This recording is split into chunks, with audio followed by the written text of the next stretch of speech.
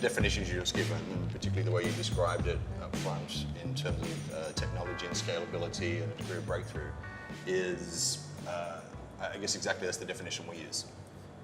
And as you say, as opposed to a bricks and mortar, so whether it's a fur store selling more noodle or it's, as you say, an online thing, we definitely look for, is it scalable? Can you get go to market? Can you get traction? Can you do it quickly? And can you cross borders rapidly, so it doesn't actually have to be just within one country? Is it actually globally scalable? It's interesting, it's a little bit chicken and egg sort of question, because all startups eventually have to become a business. Because everybody says to you, it's a different mindset. Am I starting out as a small to medium enterprise, which as you say is typically a shop front, or am I actually starting out with a tech startup?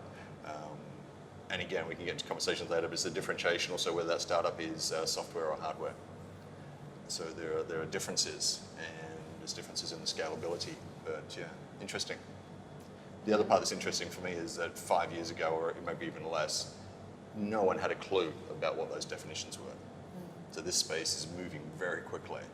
And so to have people as young as yourselves here basically saying, look, this is my definition of a tech startup, and this is what I want to do, and I'm looking for global domination, it's kind of cool. Any of you guys looking for global domination at this moment in time? Yes. You're definitely. So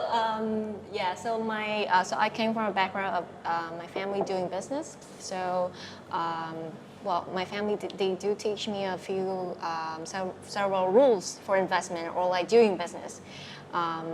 So in order for me to set out any business that I want to commit to do it, it needs to be something sustainable, which is something that you can foresee that in the next 10 or 20 years it still exists and it's still happening. It needs to be something that's scalable, which means that it's not something that's just happening in a city or a country, but it has to be global applications. And it has to have a high barriers of entrance, which means a high intellectual property that, you know, not a lot of people can steal it. So yes, are you looking for global domination? Yes.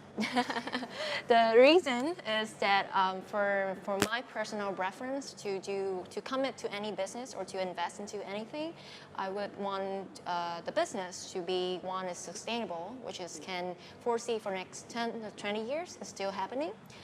It has to be scalable, which means that it's not something that only for local market or regional market. It needs to be able to apply anywhere.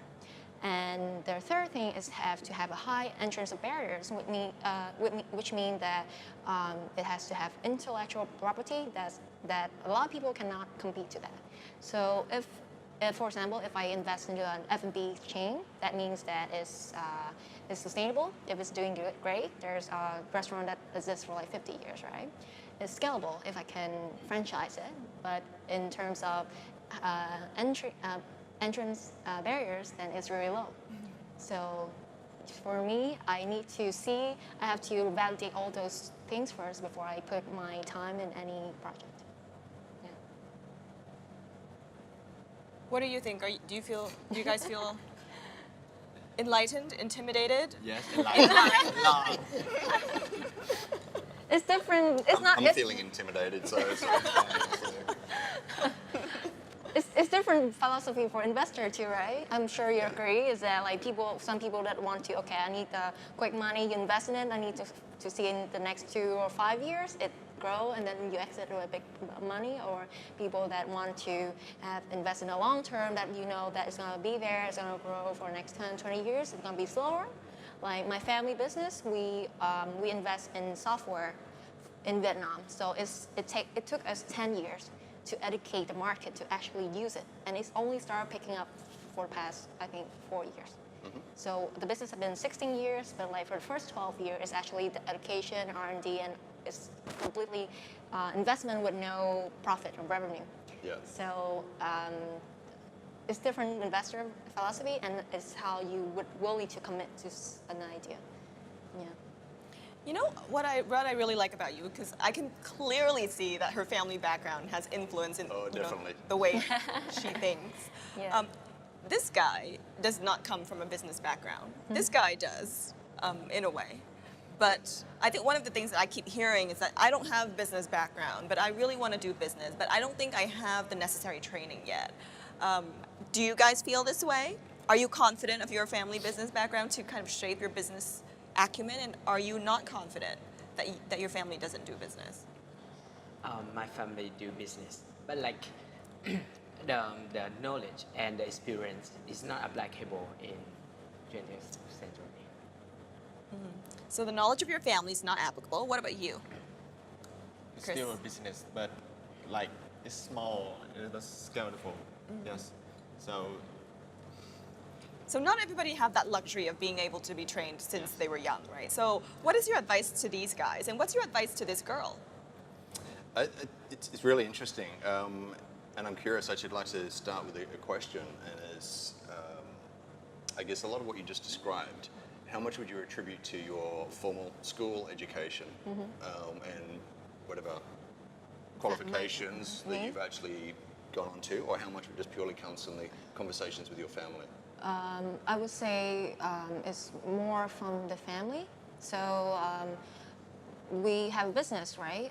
So I since I can remember, every summer when I finished school, most of my peers would just go to more school, more class, summer class. But what my dad would make me is to go to his company and do some homework and then do some work. So basically, I just do very simple things like just typing documents or just typing documents or just helping around and anything. But I get paid for it, like very small amount. But it helps me to value the money as well. Yes, and I think one of the very important thing that he does to me is that he look at me as not somebody who's really young. He talks to me as an adult, as like this is a sense of work. This is how it's gonna be. You need to be prepared for it. Yeah. So he really respect me in terms of just being a human being. So I think it's also really helped. So how should these guys maneuver the situation if they don't have a lot of business training?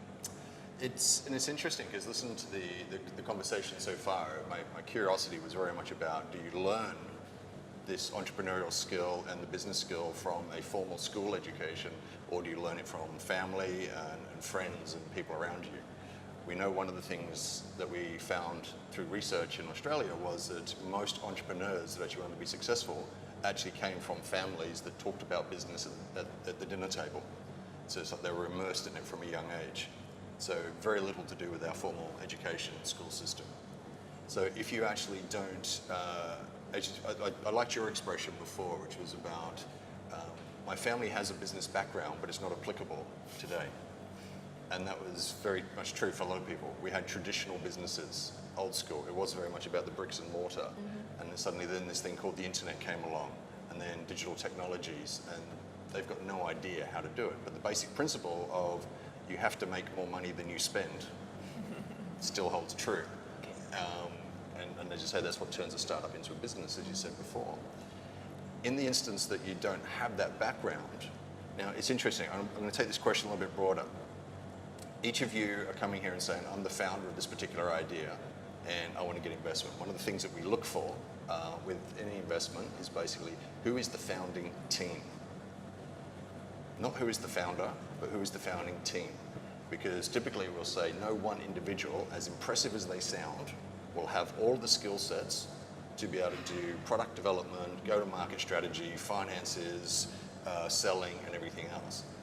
Again, the research basically suggests that most successful companies have 2 to 3 co-founders. And we actually look at a skill set that basically says, do you have what we call hackers, hustlers, and hipsters? Are they terms you've heard before? Not hipster. Hacker, hustler, and hipster, yes. Yeah, so basically, a hacker, that's who's the person that's actually going to create the piece of tech, who's going to do the coding, the hacker. Yeah. The hipster is the one who knows how to make it look cool.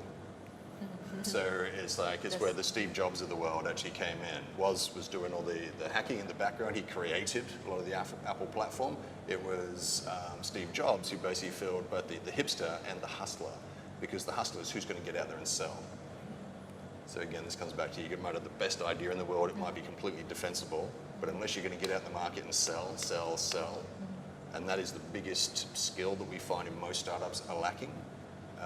There's a lot of coders, and you described yourself as that earlier. You said I used to be a tech nerd, and I wanted to push myself to actually get out. Actually, a hacker and a hipster. A hacker and a hipster, yeah. So it's like, I just want to do the coding, but like, okay, are you now prepared to get out and sell and get on the TV cameras, which obviously you all are right now, so congratulations on that. But how do you overcome that background?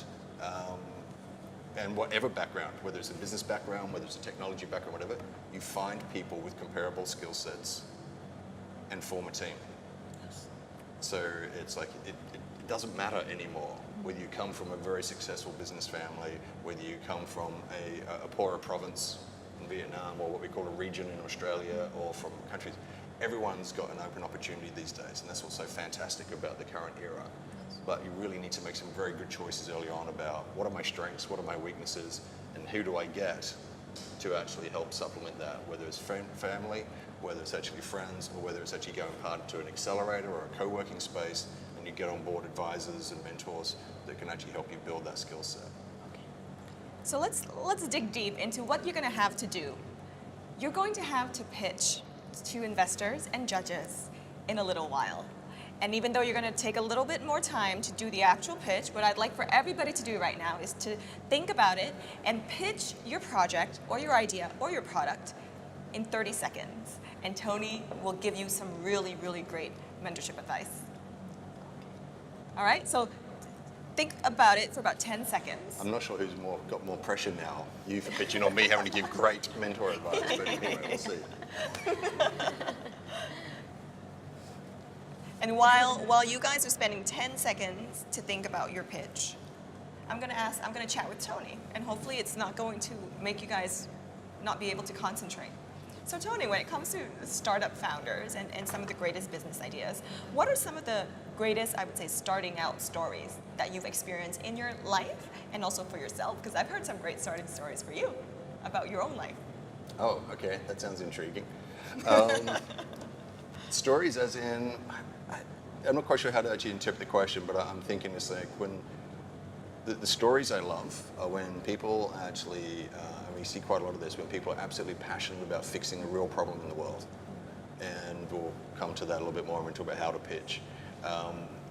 And there are some amazing people doing some super cool stuff. And as I said before, it's like there's now opportunities to make that influence. So when that passion combines with some technical know-how and ability to go to market, I think there's some really cool opportunities. And you don't always have to know how it's going to work. Tell us a little bit about what you did when you were 25, because you did a couple of things when you were 25, and when you were younger as well. So what was your journey like? Mine's a little interesting because I actually started out life as very traditional. So formal education, went to university, I was an aeronautical engineer, then went to the Air Force, but soon figured out that life was not for me, that I don't fit in the corporate world, so I haven't had a job since I was 25. And I then actually started my first consulting and strategy company. And so what that gave me was the combination of having some tech skills and tech insight, but also business strategy. Although still back then, the internet and World Wide Web hadn't really even been thought about. So it was quite different. But now, how that progressed was, actually getting into, I still have that consulting company as a strategy firm, but getting into software startups, and then building enterprise agreements or enterprise relationships with large global players, and then stepping now more into advising, mentoring, and investing. I really want to support and help startups. Yeah. But it's interesting. At 25, I remember the decision. I was terrified. And it's like I'm walking away from a stable job. I'm walking away from a secure income to get out and start something. Also at that stage, which is a little different than most, at 25, I had 2 children. So I had a house and 2 kids. So I had mortgage and family responsibilities. And I could only have done it with the support of my family, that they actually said, we believe in you, we're going to back you. Yeah, this might fail, but that's okay, we'll stand behind you. We actually don't think it will. So yeah.